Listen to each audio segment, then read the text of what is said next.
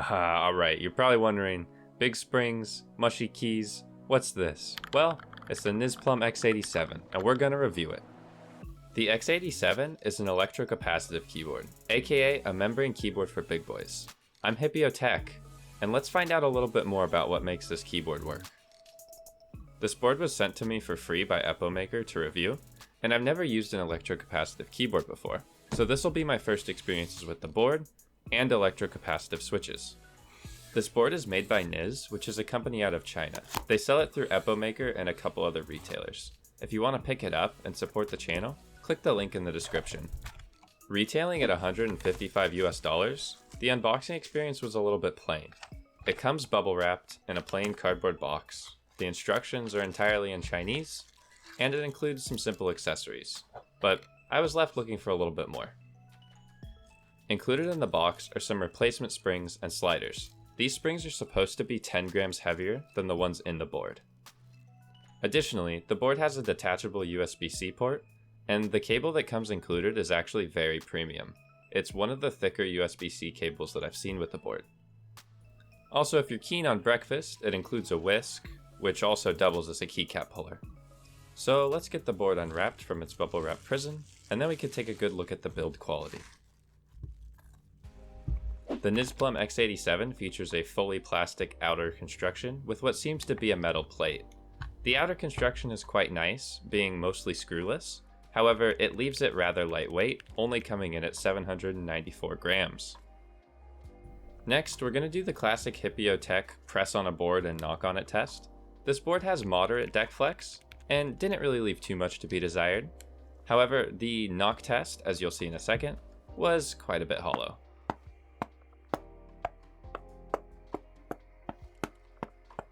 As you heard, it's not the best and could be fixed by some foam dampening.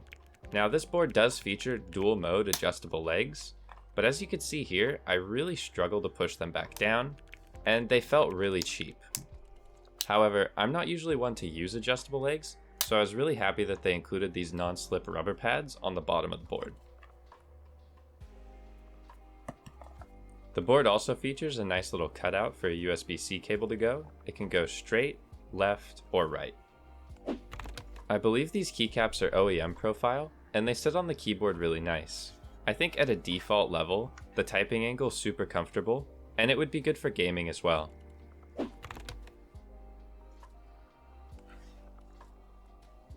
So one of the main selling points of this keyboard seems to be that you can program all of its keys, as well as adjust the actuation points on its electrocapacitive switches. However, I could not get the software to work no matter how hard I tried, so keep that in mind when buying the keyboard. It might work, it might not. Before we take a look at the switches themselves, let's take a look at the keycaps. The keycaps that come with this board are actually really high quality, and the website said that they're laser engraved, but these are definitely double shot PBT. To do this, they shoot two colors of plastic into a mold. One forms the keycap and one forms the legends. They're overall really good quality, and I like them a lot. These are Niz's take on electrocapacitive switches as opposed to Topre switches. They're relatively tactile and 35 grams to actuate, so they're super light. Let me give you a quick sound test.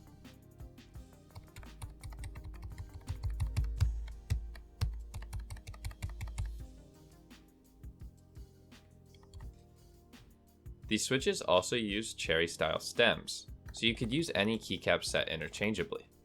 These switches feel like a really light, slightly mushy tactile. Also, if you've ever tried a silent tactile switch before, the feeling in these would be very, very similar.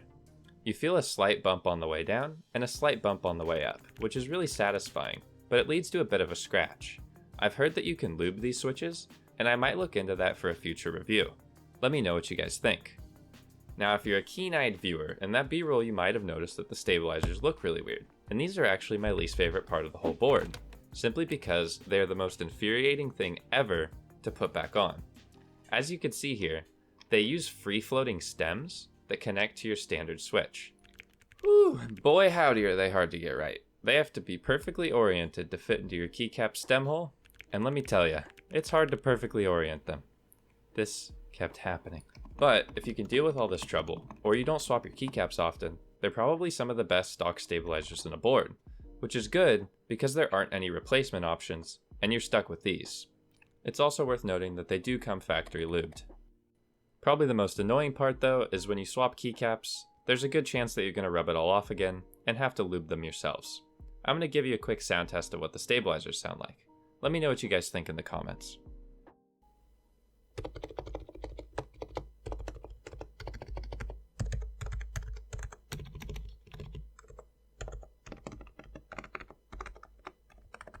Because the switches are inherently kinda mushy, the stabilizers feel the same way.